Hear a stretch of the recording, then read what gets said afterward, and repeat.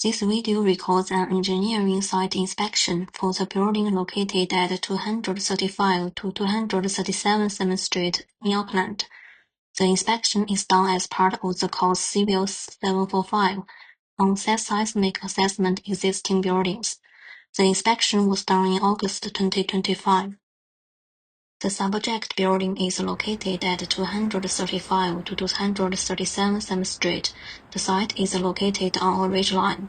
There are no geological falling hazards due to neighboring hills.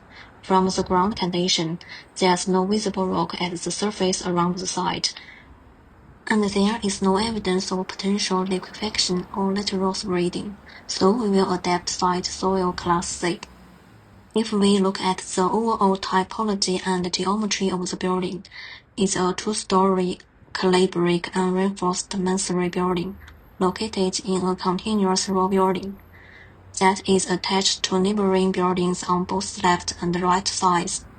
So I judge that high potential compounding with both adjacent buildings during seismic events. Due to the height difference, debris from the building on the left may fall on the subject building.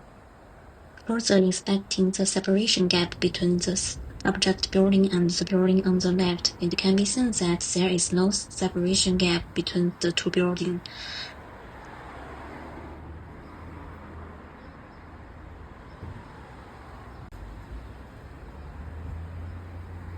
Then look at the right side. There is no gap in this location too.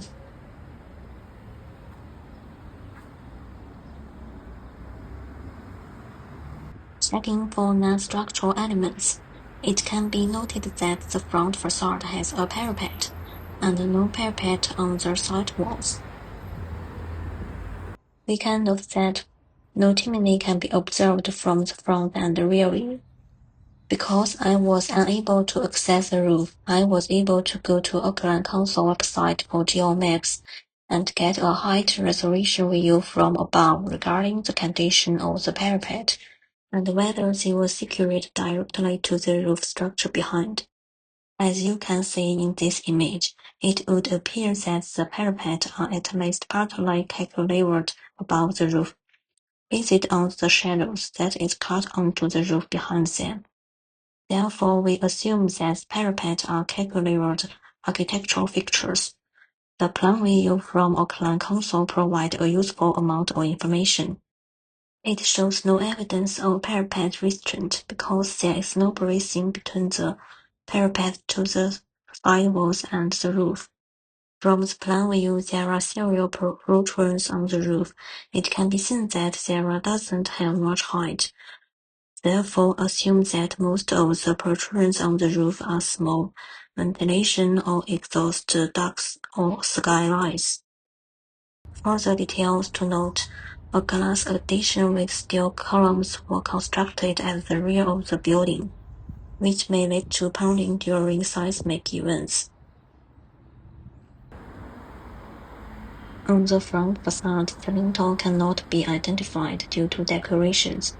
But the rear view of the building indicates that the lintel above the window openings is a flat brick arch lintel.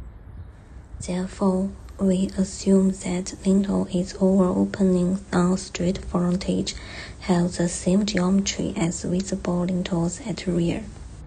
Assessing the wall morphology, it is evident that the walls are clay brick masonry. Make a complete review of all the visible surface of the building. It is clear that the masonry is in a running bond pattern, and it is clear that we can't find the wall construction time through the inspection. So considering the construction time of the building, we assume exterior walls are cavity brick construction with an outer leaf and an inner leaf of single leaf clay brick. So the cavity is 50 mm and the outer wall is 270 mm. We also need to do an inspection of the interior walls that divide the subject building into two units. From the window, we can only see the wall is made of bricks. So we assume that the interior walls are made of two-leaf masonry, having an overall dimension of 230 mm. which is a solid wall. For this inspection, we will inspect only the rear wall of the building in order to establish the material properties that we will use for the entire building. Firstly, when considering the side wall, we can see that there has been reported on the mortar surface, and that on inspection this reported mortar looks quite recent, looks on the surface only, and is quite clear, hard, and almost cement mortar. When we look at other areas, we can see that there is quite deeply etched mortar joints.